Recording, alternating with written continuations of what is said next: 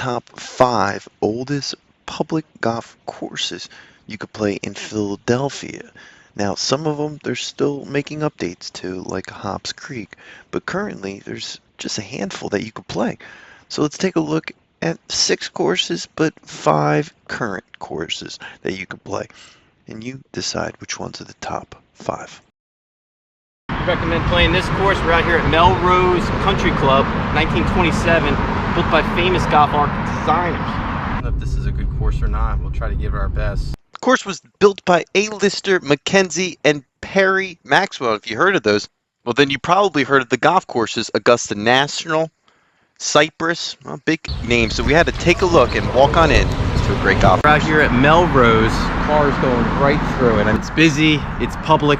There's not a lot going on here, other than waiting a lot on the tee boxes. But that's public golf for you. Now we're here trying to bring you that best footage. You can see right over here.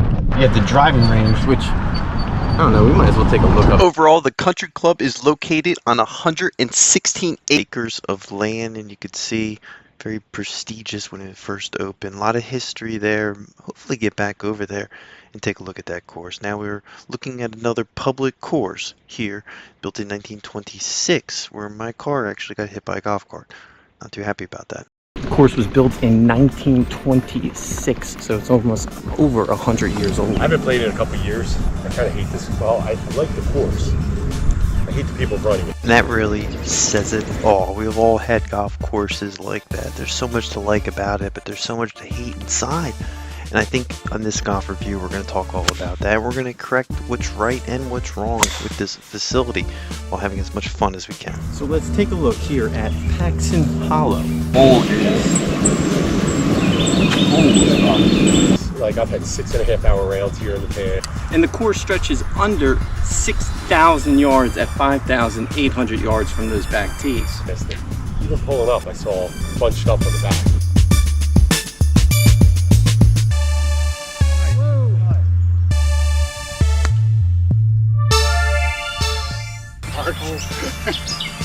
It is back 9. Definitely a tough back 9. I remember walking that course and kind of almost regretting it.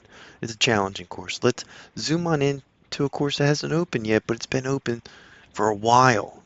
Cobbs Creek. They are doing some major renovations the last at least like 3 years, and we got to put it on this list. Just like Jefferson, which we missed, but that's in the King of Prussia area. I'm going to give that one off this list. 1913, we have Middletown Country Club. I love this face. Great golfers like Ben Hogan have played this course a few times.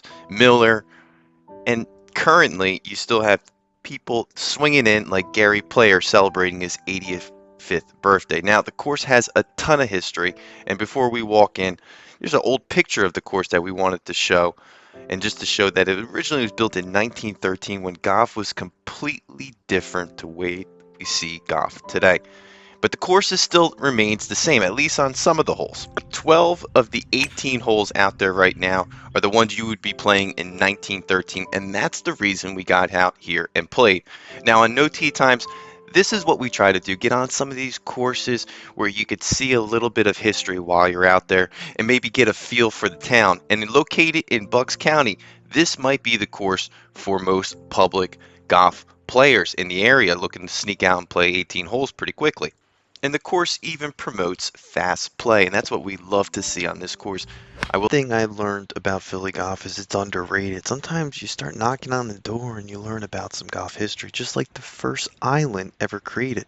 And even some of the golf outlets have it wrong. This is the first, at least from what I'm reading. Take a look at this 9-hole course. We're here at the famous Abington Golf Course, and you can see the historical hole that we were here to play.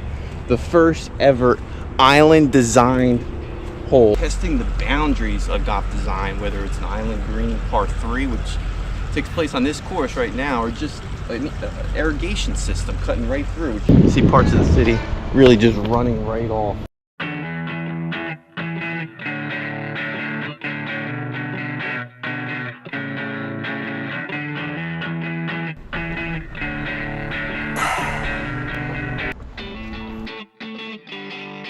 we were able to check in. We got our tee time. Originally an 18-hole golf course here. Now, if you look over on the right-hand side there, you got the old Acme, which is where the original full 18 holes took place at this course. Test the boundaries with this course. It was almost a melting pot of trying new things, whether it was in the first island green ever put on a golf course.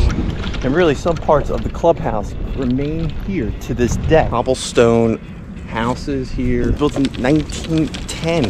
We'll even give you the pro tips, like where the putting green is, which is located right in front, but it's kind of hidden.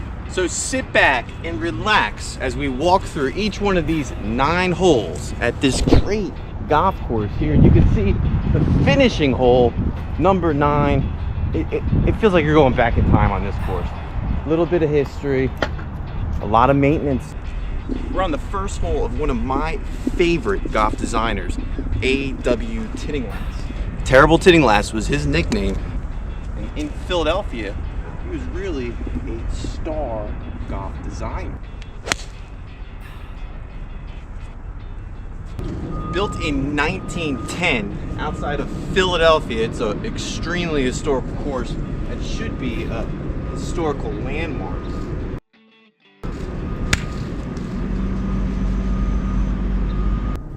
And sometimes these 9-hole courses have more history than the newer courses, $150 worth. Is this course really worth the trip? Well,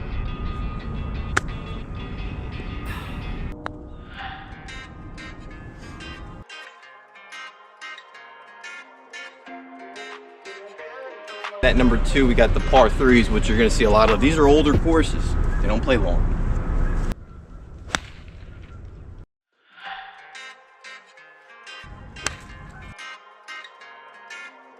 And it does feel like city golf here. More importantly, it's going to feel like a great golfer view. We're going to tell you the history and just the overall amazing story of this course that used to be called Old York Road Country Club in 1909, when a small group of men decided to purchase 67 acres of land for the Abington Friends meeting.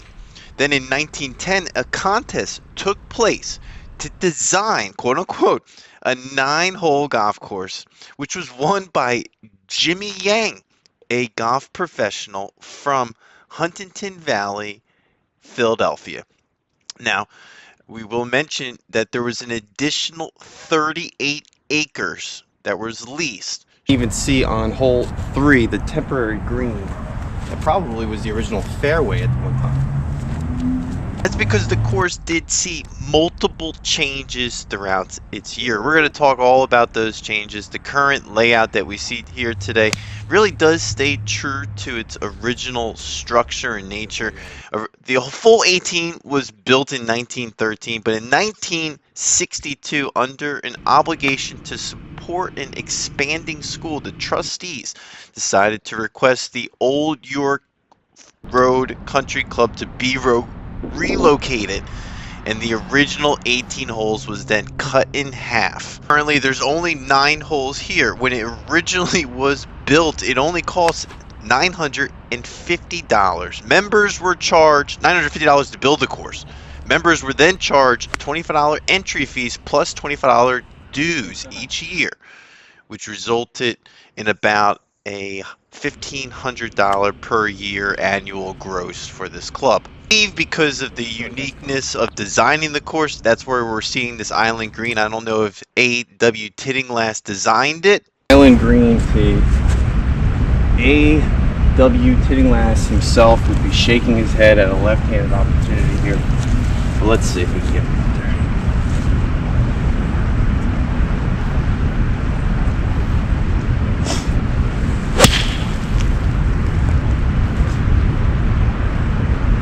Considered widely among golf historians that the 6th hole that you're seeing right now is the first golf course in North America to feature an island design green. Bear with us, we're an independent golf channel. Pass inside, they're not 100% sure. We're going to go with Jimmy Yang actually building this. We're going to probably come back and learn more and hopefully write down in the description an update. See right off the bat, you would walk right by this and not even think that this was one of the first island greens ever. And I was grateful to play that course, learn about it, because even the people there, they were even 100% sure. But doing some research, that seems to be the case. Now, this course is not public, but there's GolfNow, and that's how I played it. Having an It opens its door opportunity to play public some private golf in the Philadelphia area. Well, we got those doors locked and we enjoyed as much as we can.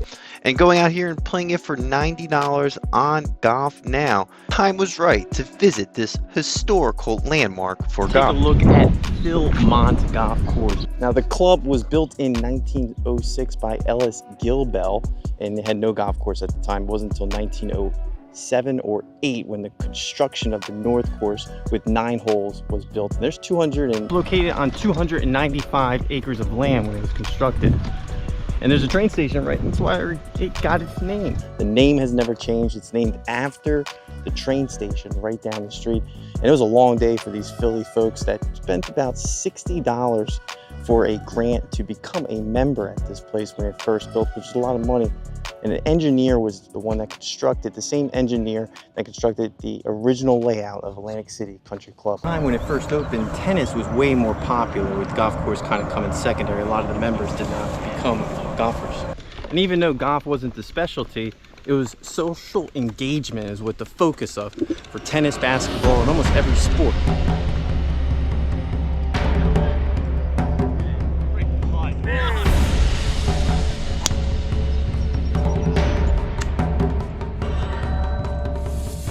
And the location at this facility actually never changed. You can probably get a free bucket of balls here to hit before you go out and play. There's always been controversy of who designed this course, the South Course at least. John Reed was, at least with the Golf Association of Philadelphia, credited for designing the course.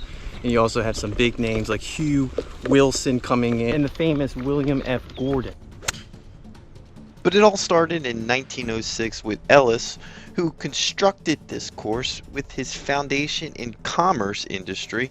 There was a need for a country club that focused and dedicated on, at the time, baseball, tennis, and the pursuit of happiness is what it's quoted. But golf soon came later. There's 3 major players in the construction of this course: Sam Litt, Aspen, and Larry Lindepool. They put together a social engagement club, essentially built on 92 acres of land, which was a tree stub location where ponies were raised. For about $165,000, there was an option to buy the course, which was then taking place. An engineer said that they could put the course together for $5,000, and so they did, with the first 9 holes being constructed that are not there today.